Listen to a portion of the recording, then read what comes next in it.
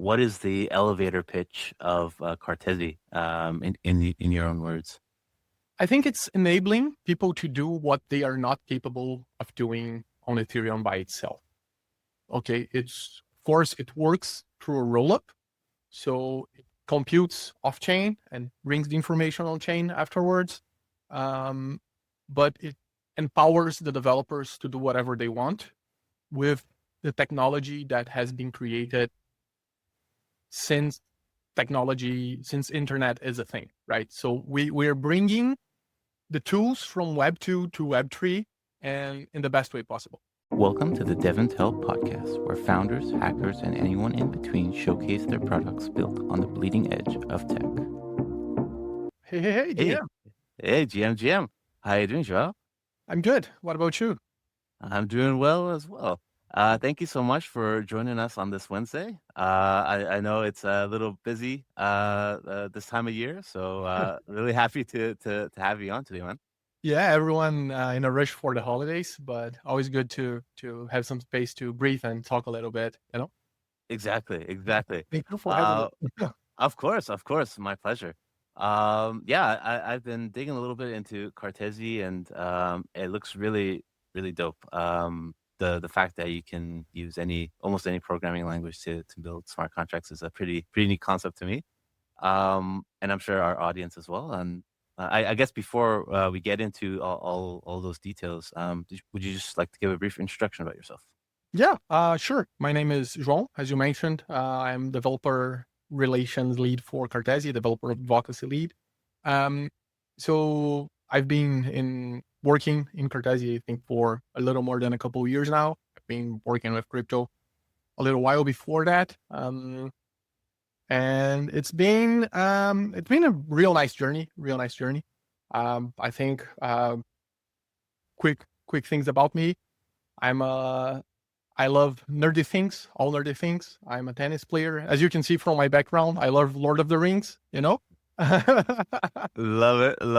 I think you too, right? So yeah, that's me. That's essentially me. Awesome, man.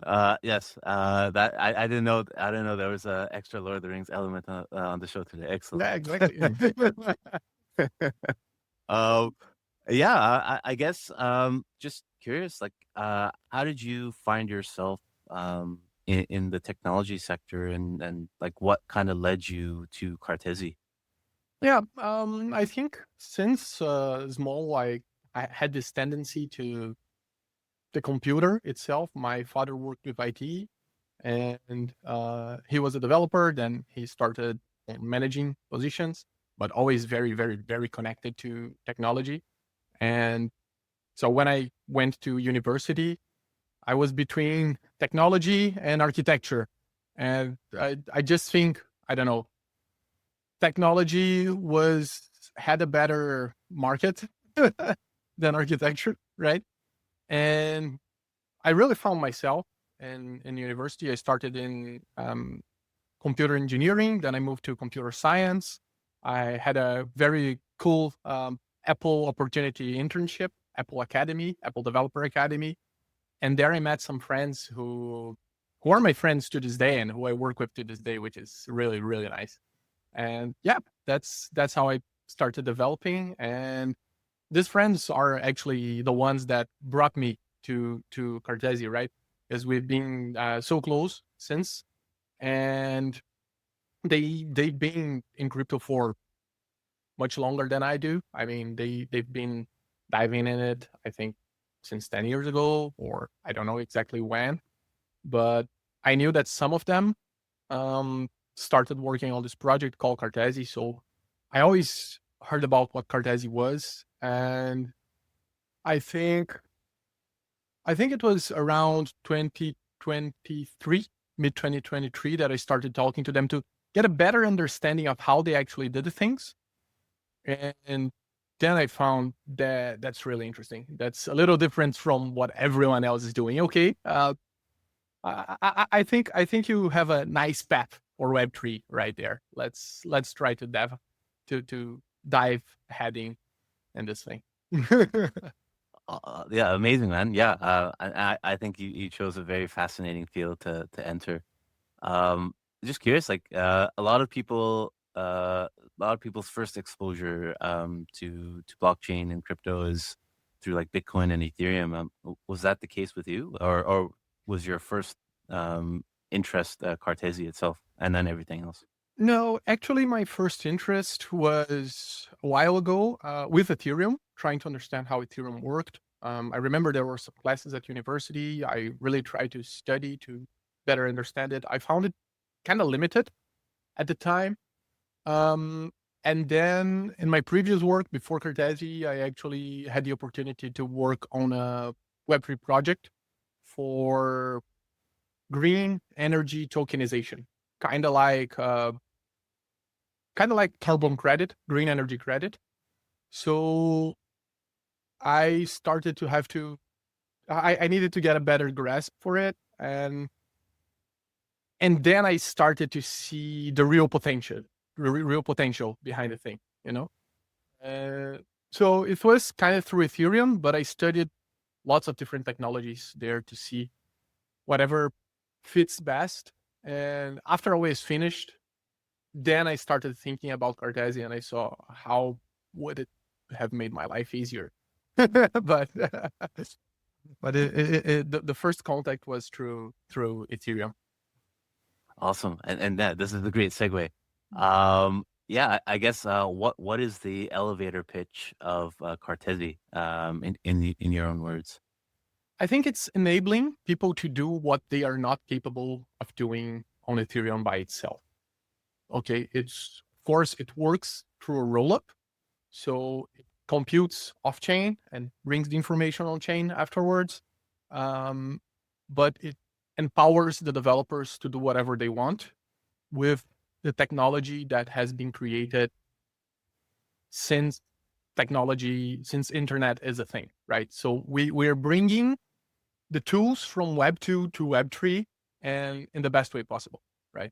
Oh, it depends on who we're talking to, but Linux on chain kind of sticks to some people, and then Web 2 on Web 3 sticks to some people. It varies a little bit. Yeah, certainly does. And so the concept is essentially that you can use any programming language to create smart contracts, correct? Exactly. Exactly. Wow. And Wow. not just the language. This is very Mm. important because there are other protocols that allow you to use other languages.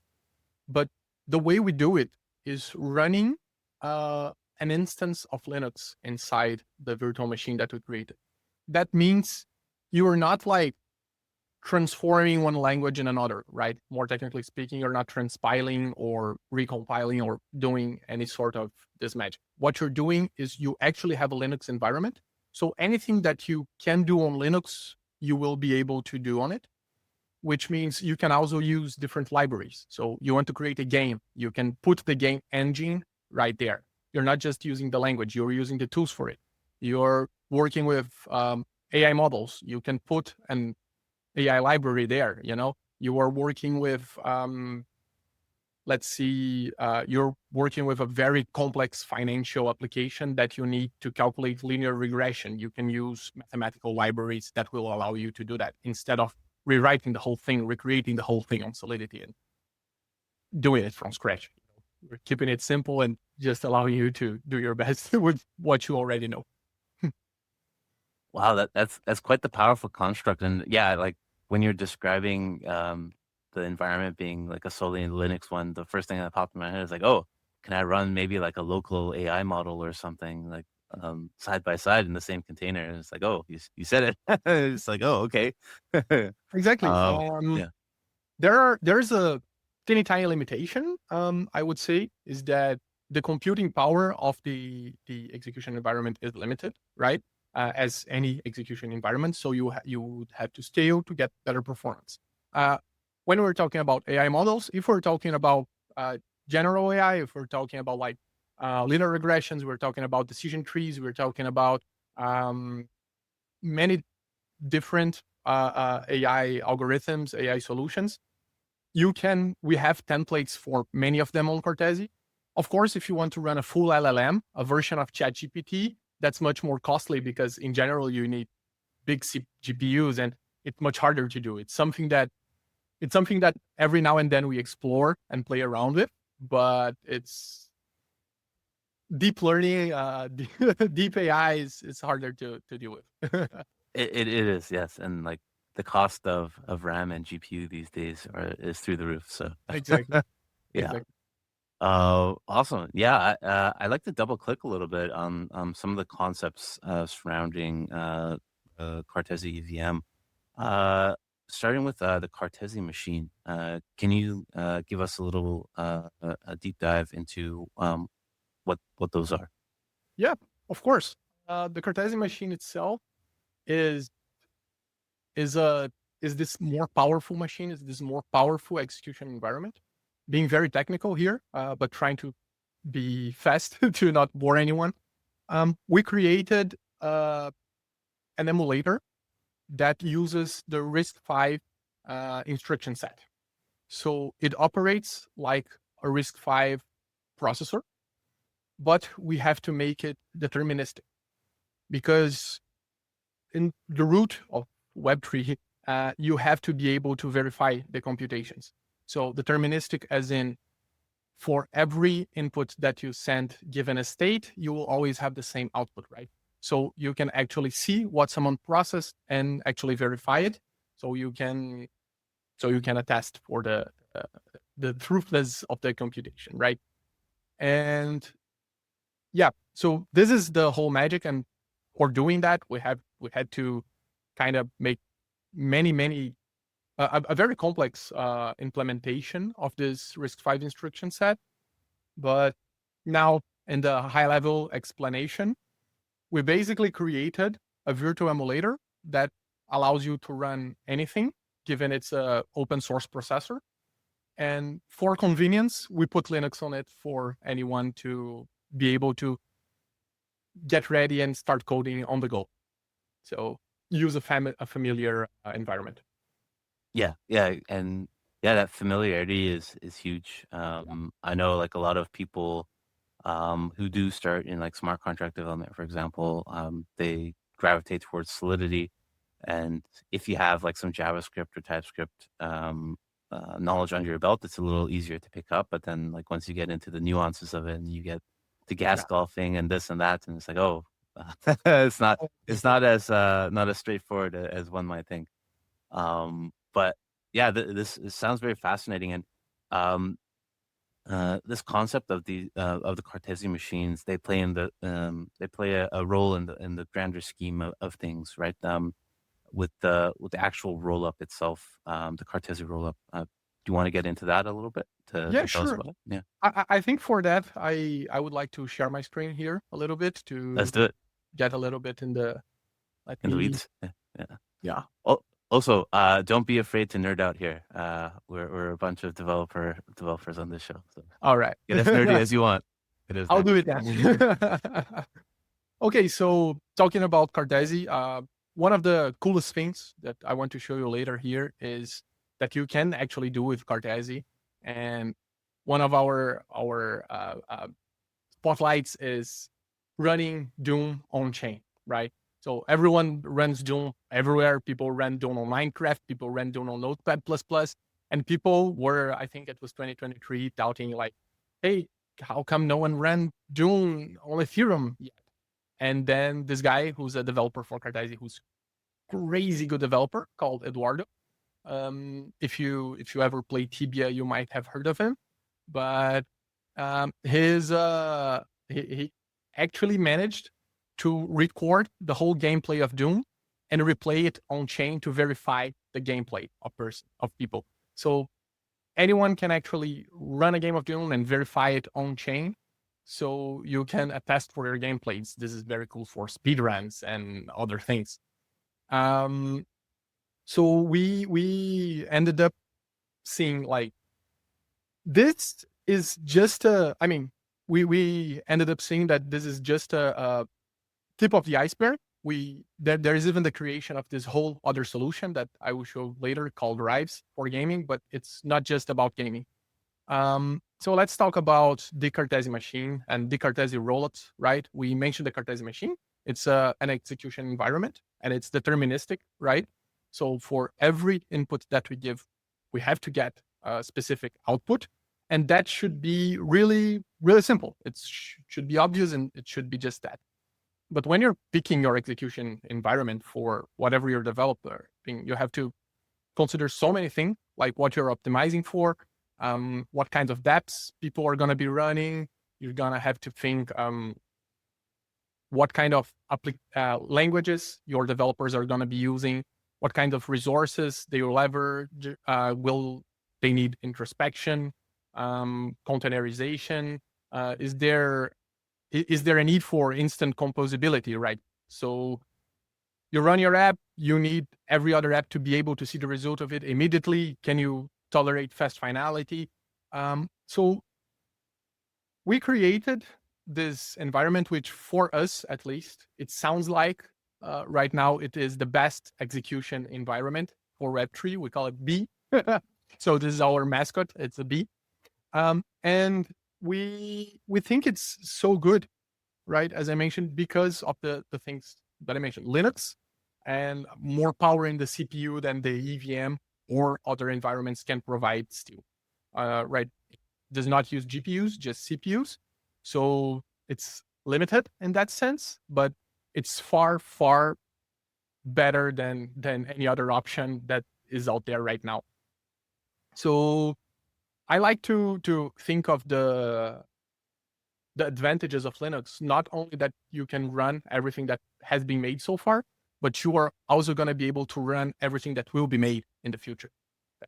So think of like new libs, new tools, new gaming engines, new AI tools, new mathematical tools. Everything that's going to be built that will run on Linux will run on this execution environment. So that's why it's so good, right?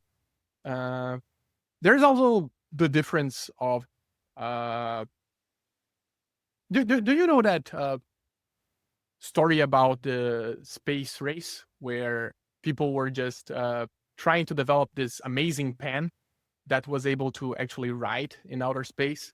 And Vaguely, yeah. so they had to create this special pen that projects the ink with gravity because it wouldn't stick to the paper. And then the other team came and just used the pencil, which made it so much easier. So I kind of like this analogy, you know? EVM tooling is very flexible in the sense that you can have like a plier and you can use it for so much, and you can even hammer things with a plier, right? But there are specialized things that give you better and more specific functionalities. So we try to gather all this tooling. So you can use AI libraries like scikit-learn, PyTorch. You can use databases like SQLite on your applications. You can develop with any language, as we mentioned. And this is just one of the advantages of the solution. The other one is the way we structure it. We structure it through rollups. And it has a huge advantage because on rollups, you're computing things off-chain. So you're not competing for block space, and you're not competing for the execution environment of the EVM. So you do not make gas. You do not have gas prices so high. You do not have all the issues that you have to over-optimize on when you're developing on Solidity on a general purpose chain, right? So a transaction arrives on Ethereum.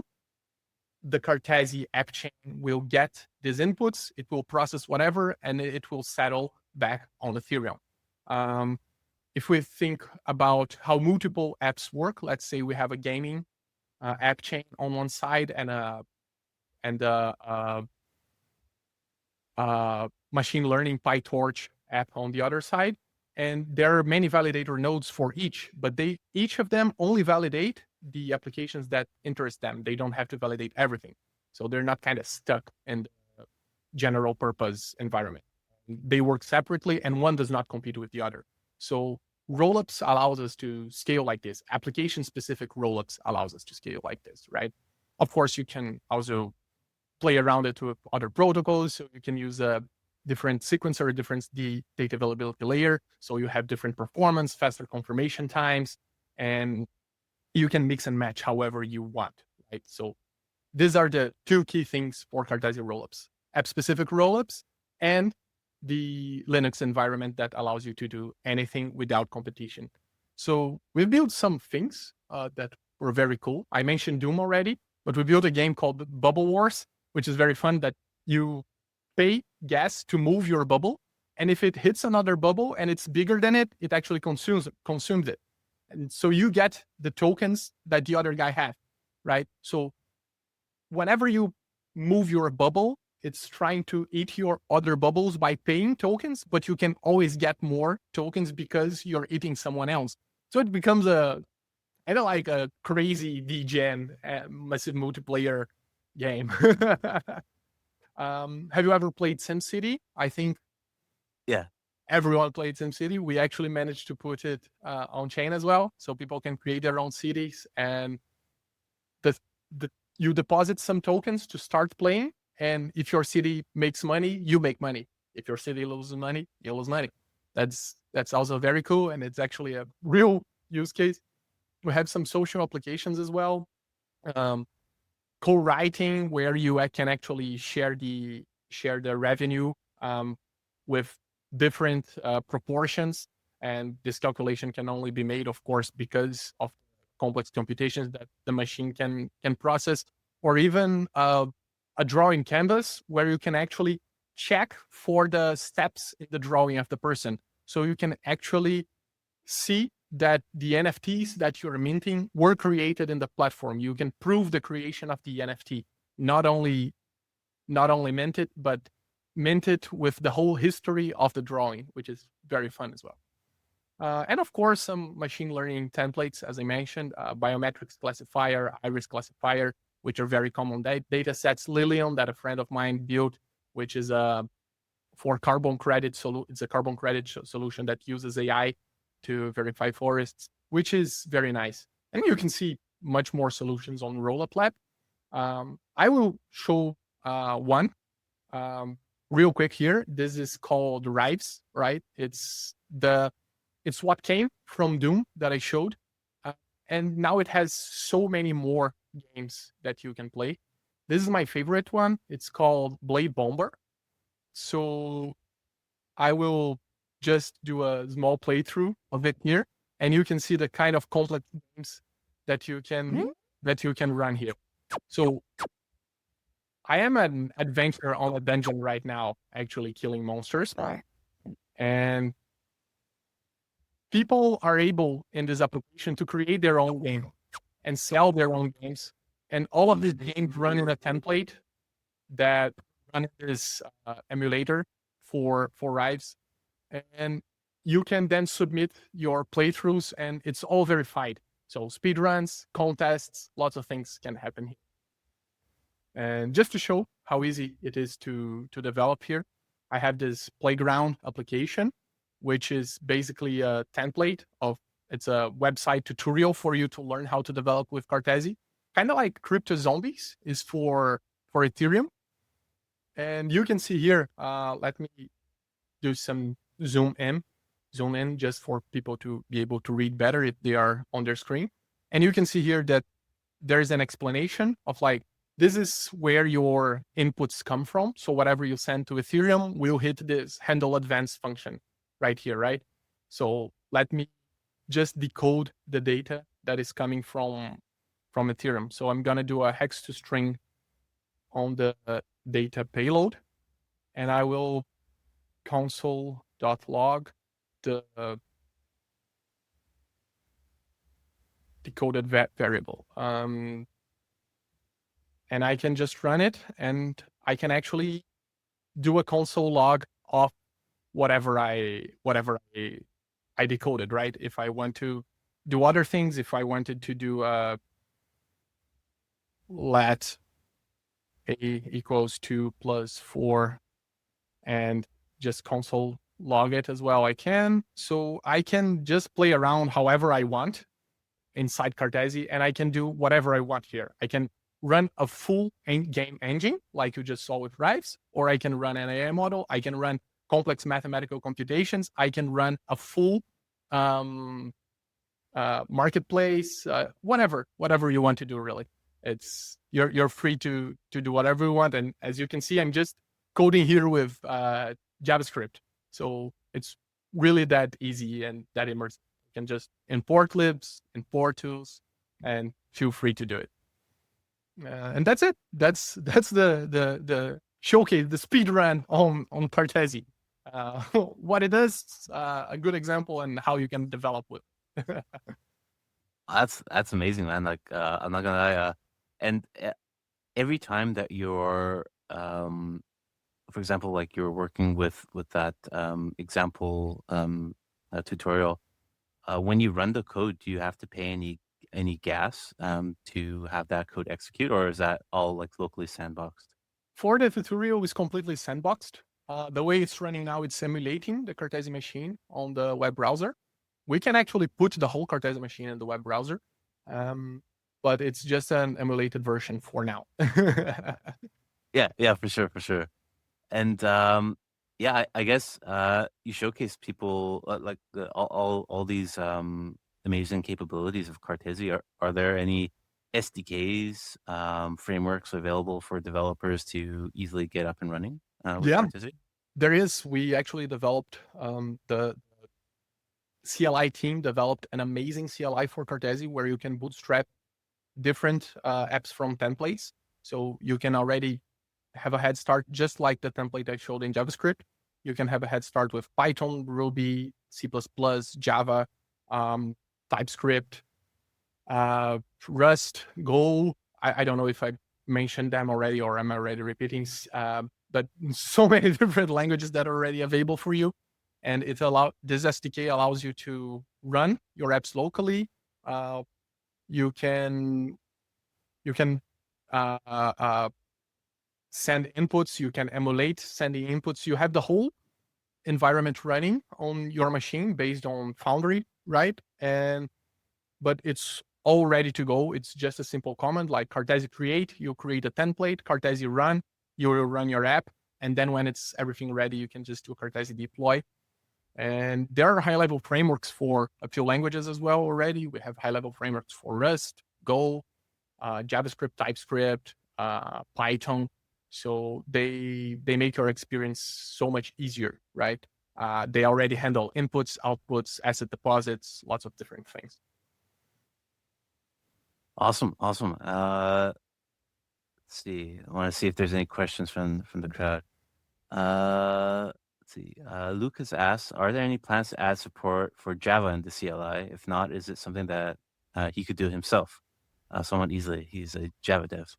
It's something that you could do yourself, but it's already supported on the CLI. It's very easy to do. You can just get a template and see how it works. It just uses a small lib, and you can basically copy the container and just adapt to Java. But for Java, it's already ready. But we're looking for someone to make a Java high-level framework as well. So that could be an awesome thing to see. Awesome. Great question. Good answer. Prince Nanso asks, what are the possibilities with the Cartesi machine? I guess beyond what you showcased, what are some other applications or things that you think maybe be cool for a Cartesi machine to run? Oh man, there was this project that was happening where it was an automated market maker. I really wanted to see something like that coming up again, right? Because with the complex computations that you can do, you can play around with assets to a different level, to a different granularity. There was a project that we saw in a hackathon that halted, but it was really cool as well, which was a high complexity governance solution. So you could have like quadratic voting and different waves for votes that would be possible in Solidity, but would be so much harder to do and so much more expensive to do. So yeah, I think those are two that are on the top of my mind that I really wanted to see. And an MMO game, I would really want to see that happening as well. That would be cool. That would be cool. Maybe it's something you build, Prince Nanto. There you go.